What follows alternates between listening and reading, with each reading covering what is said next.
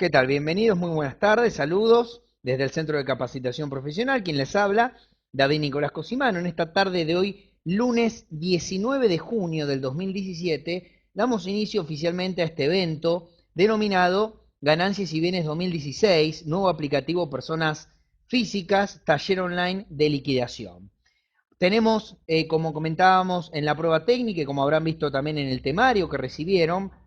tenemos dos encuentros. El encuentro de la tarde de hoy, donde vamos a estar sobre todo haciendo hincapié en la liquidación del impuesto a las ganancias para las personas físicas o para las personas humanas, como se denominan actualmente, según el nuevo Código Civil y Comercial, y un segundo encuentro, mañana, martes, en el mismo horario, de 18 a 21, donde tenemos un análisis más específico de la tercera categoría, unipersonales, y también para cerrar el taller, para cerrar el análisis, lo que tiene que ver con bienes personales. Entonces, en la tarde de hoy vamos a ver el temario.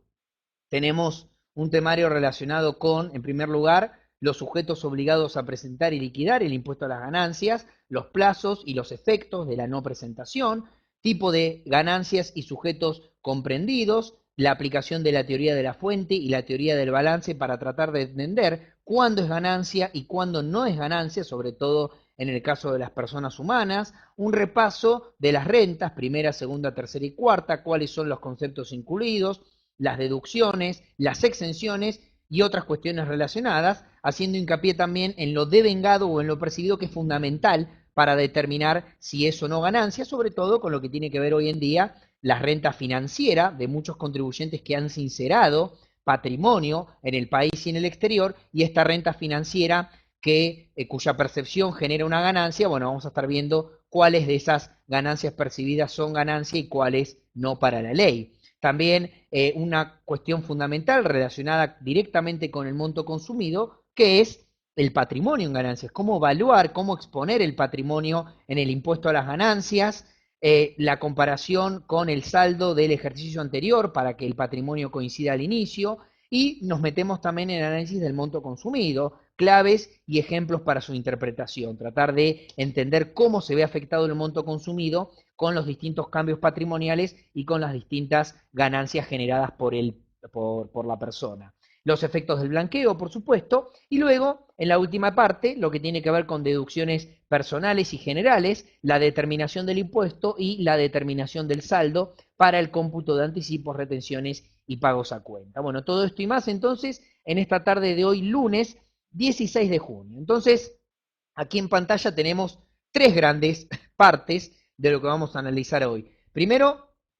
como profesional, la necesidad de incorporar y de conocer cuáles son las ganancias que vamos a incorporar en la declaración jurada, ganancias exentas y grabadas, y en relación a esas ganancias también cuáles son los gastos deducibles que vamos a poder computar justamente para disminuir la carga del impuesto, la carga final del impuesto. Relacionado con la determinación de las ganancias, también vamos a estar viendo justamente esta segunda parte que tiene que ver con el patrimonio y con la teoría del costo, con la teoría del consumo, porque el patrimonio en ganancias, que va a estar determinado por los activos y los pasivos del contribuyente al inicio y al cierre del ejercicio, van a estar directamente relacionadas con la justificación patrimonial y con el consumo que haya tenido el contribuyente durante el periodo fiscal. En este caso, durante el periodo fiscal 2016. Por eso yo tanto insisto, y voy a remarcarlo hoy y seguramente también mañana, cuando comparemos con bienes personales, la forma de evaluar el patrimonio en ganancias a valor de costo, a valor histórico de costo, lo que se conoce como precio de contado más gastos necesarios, si lo pensamos desde el punto de vista contable. Bueno, vamos a estar comentándolo en varias oportunidades, esta teoría del costo. Y finalmente, lo que tiene que ver con la liquidación y la determinación del impuesto, la posibilidad de computarme deducciones generales, que también ahí vamos a ver cómo impactan en el consumido, deducciones personales, que son conceptos que la ley me permite tomar por el solo hecho de ser persona humana, y también la determinación del saldo del impuesto a las ganancias para ver cuánto en definitiva tengo que, o cuánto en definitiva tiene que desembolsar el contribuyente durante el próximo periodo. Bueno, lo primero que tenemos entonces en pantalla tiene que ver con los vencimientos. ¿sí? Vencimientos de ganancias, del impuesto a las ganancias y de bienes personales, que incluye a las personas humanas y sucesiones indivisas, con o sin participación en sociedades que cierran al 31 de diciembre, integrantes de sociedades de hecho y de las nuevas sociedades de la sección 4, capítulo 1 de la ley 19.550. Ustedes sabrán que actualmente, si ustedes quieren constituir una sociedad de hecho, por el nuevo Código Civil y Comercial ya no es posible. Las que estaban o las que fueron constituidas antes de la vigencia del nuevo código siguen denominándose sociedades de hecho, pero las nuevas reciben este nombre tan particular que están justamente ahí previstas en la ley 19.550, en la sección 4, capítulo 1 de la Ley General de Sociedades. Allí vamos a encontrar este tipo de sociedades que vinieron a reemplazar a las sociedades de hecho. Los integrantes, los socios de las sociedades de hecho también liquidan impuesto a las ganancias y también están dentro del cronograma general de presentación y de pago. La presentación de la declaración jurada se va a poder hacer hasta el 14 de julio del 2017 en este grupo que estamos mencionando, pero la fecha de pago no se prorrogó, no se corrió, no se extendió, sino que es a partir del próximo 23 de junio, el próximo viernes, luego el lunes y luego finalmente el miércoles 28 de junio. Esto previsto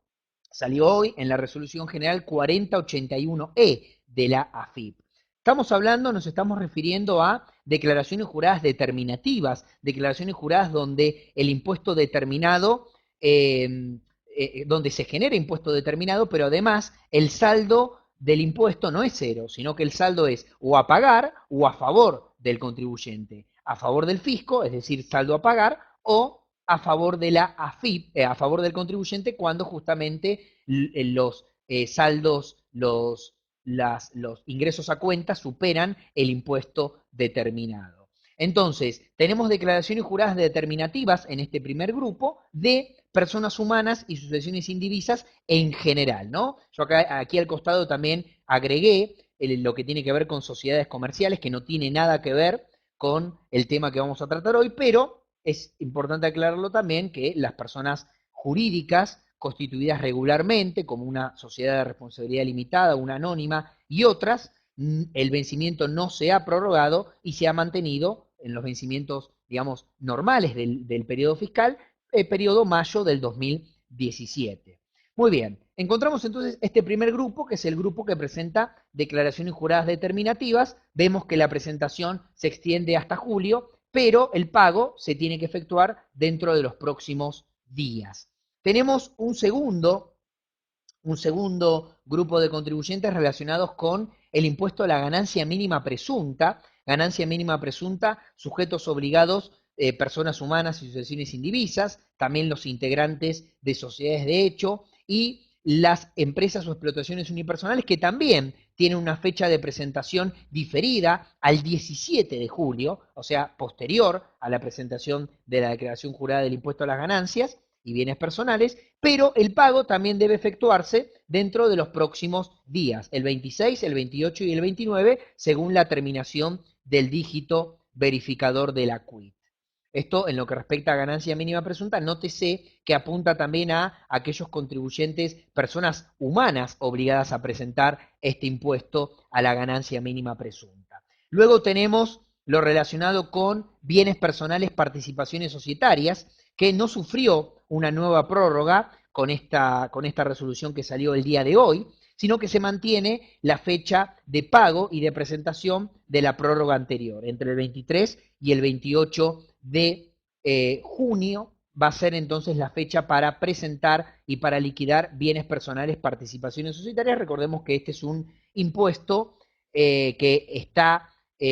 cuya obligación está a cargo de las personas jurídicas. Las sociedades, incluidas las sociedades de hecho, están obligadas a presentar este impuesto. La sociedad de hecho es, como se denomina, el sujeto obligado o el sujeto pasivo de la obligación tributaria, pero en rigor de verdad el sujeto pasivo del tributo es la persona humana, pero la persona humana no liquida ni paga bienes personales sobre su participación societaria, sino que es la persona jurídica quien se encarga de liquidar el gravamen y de ingresar el impuesto correspondiente. Vamos a estar también analizándolo en detalle en la jornada de mañana. Bueno, tenemos